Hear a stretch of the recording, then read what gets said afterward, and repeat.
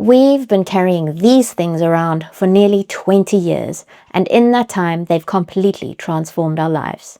This little rectangle replaced our camera, our sat-nav, our MP3 player, our diary, our alarm clock, our calculator, and increasingly even our wallet. For years, every new smartphone launch sounded exciting. A better camera, a faster processor, a brighter display, another feature promised to change everything. Woo!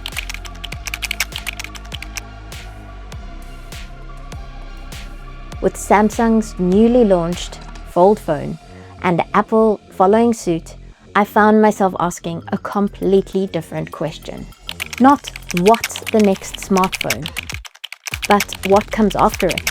Because while everyone seems to be talking about the next iPhone, iPhone Fold, the iPhone Ultra, the iPhone Fold, Apple's first foldable iPhone, iPhone Fold, wow, that is what it's going to be like. or the next Samsung Galaxy, Samsung Z Fold 8 has Galaxy Z Fold 8, Samsung Galaxy Z Fold 8, and Z Fold 8, Galaxy Z Fold 8. All new Samsung Galaxy Z Fold 8.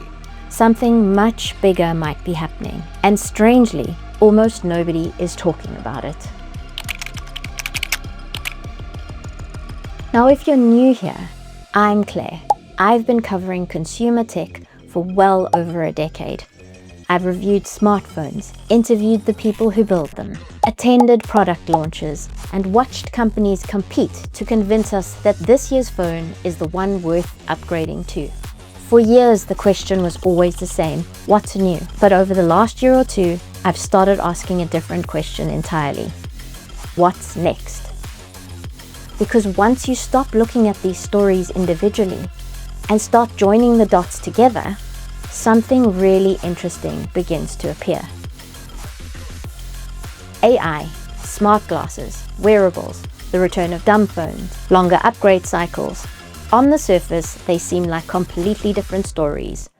I decided to look at it a little differently, not as someone trying to predict the future, but as a journalist trying to understand where technology is actually heading. I don't think smartphones have a problem because they've failed. I think we have a problem because they've succeeded.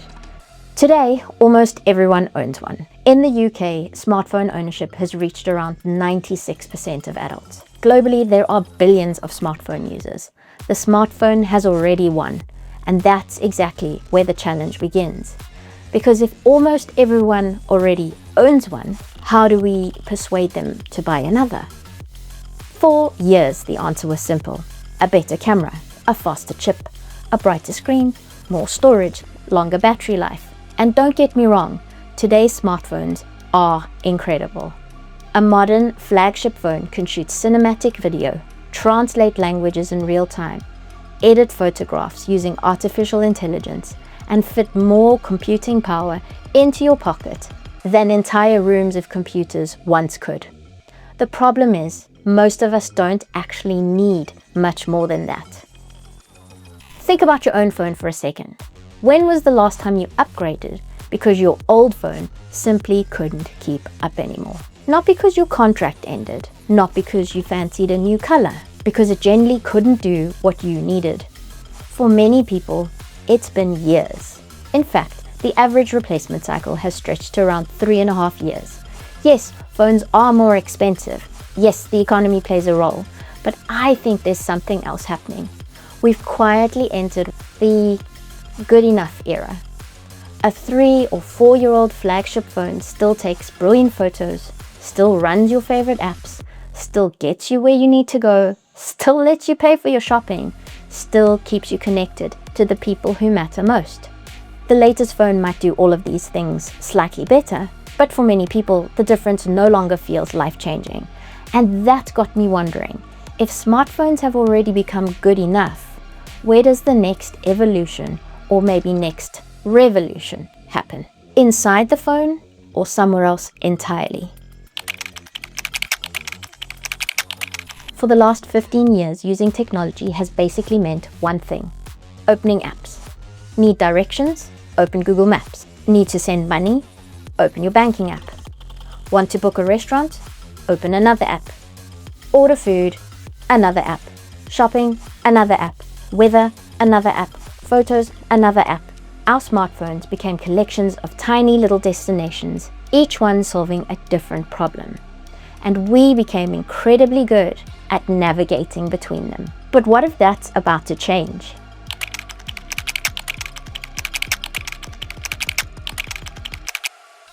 One of the biggest shifts happening right now isn't actually about hardware.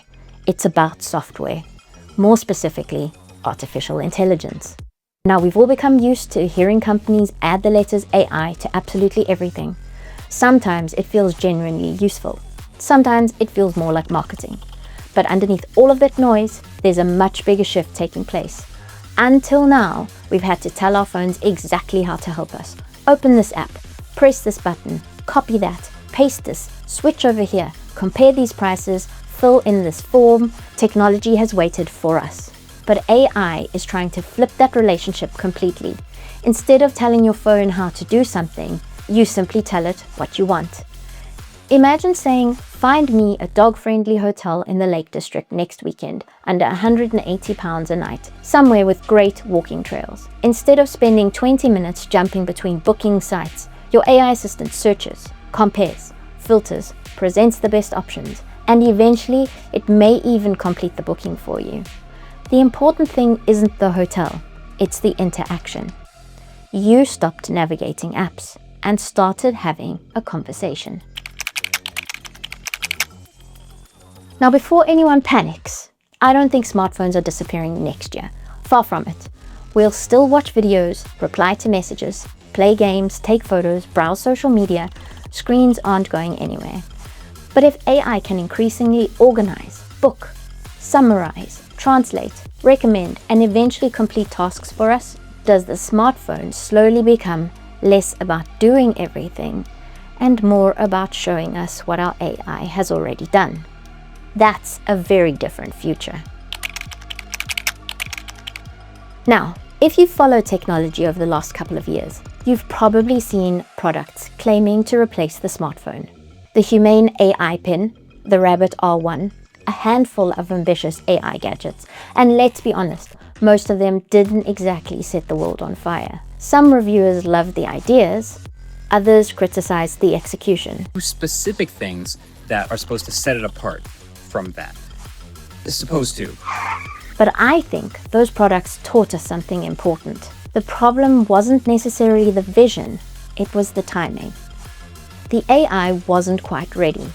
The software wasn't mature enough. The ecosystem wasn't there.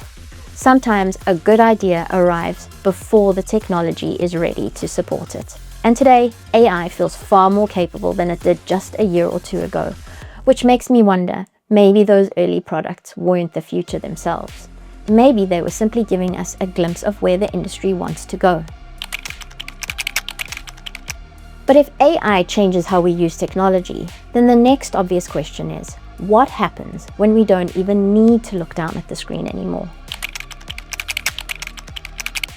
If you've never tried AI smart glasses, they probably sound a little bit gimmicky. I know that's what I thought. I've spent years reviewing gadgets. Some genuinely change the way we use technology. Others are clever, but never really find a purpose. Right now, smart glasses sit somewhere in the middle. They're not replacing your smartphone. Not yet. You still need your phone. You still need a screen, but they only have to replace one thing at a time. Take a quick photo without reaching into your pocket. Getting directions without constantly looking down. Asking a question without opening a browser. Listening to a translation without staring at your phone. Translate the menu. Okay, translating the menu. Individually, they're small conveniences. Collectively, they begin to reduce the number of times you instinctively reach for your phone every day. And I think that's the real story. It's not about replacing the smartphone overnight. It's about making it just a little less essential. At exactly the same time that companies are spending billions building smarter technology, there's also a growing movement of people choosing simpler technology. Feature phones, or as they've often been called, dumb phones. No app store, No endless notifications, no social media rabbit hole waiting to steal another hour of your evening. Just the basics. Calls, texts, maybe a game of Snake if you're lucky. At first, I thought these two trends completely contradicted each other. On one side, AI companies are racing towards an increasingly intelligent future. On the other, some people are intentionally stepping away from it. But then I realized they're actually reacting to the same problem. This isn't really about smartphones, it's about attention.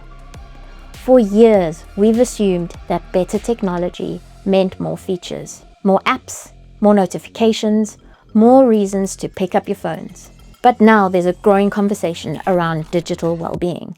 Some parents are buying simpler phones for younger children.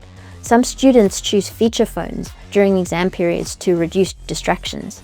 Others leave their smartphones behind at weekends or on holiday because they want a break from constant notifications. These are still relatively niche choices. Not everyone is ditching smartphones, but this tells us something important. People don't necessarily want technology. They want technology that interrupts them less. Let's rewind for a second. 20 years ago, all of these lived separate lives. You packed a camera, you wanted to take a photo, you carried an MP3 player to listen to your music. You had a sat-nav in the car, a paper diary for appointments, a wallet full of cards. Then along came the smartphone and it swallowed all of them. One device replaced almost everything, and that's what made it revolutionary. But now I think we're witnessing the opposite. One by one, the smartphone is beginning to hand some of those jobs back out again.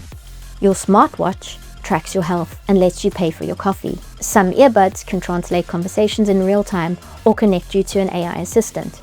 Smart glasses are beginning to handle photography, navigation, and quick questions. Your phone doesn't disappear, it becomes the hub, the screen you return to when you need one. I don't think we're witnessing the death of a smartphone. I think we're witnessing its unbundling. 20 years ago, the smartphone bundled dozens of gadgets into one. The next generation of technology may be quietly spreading those jobs back out again. Not because smartphones have failed, but because technology is becoming more personal, more contextual, and perhaps less dependent on a single screen.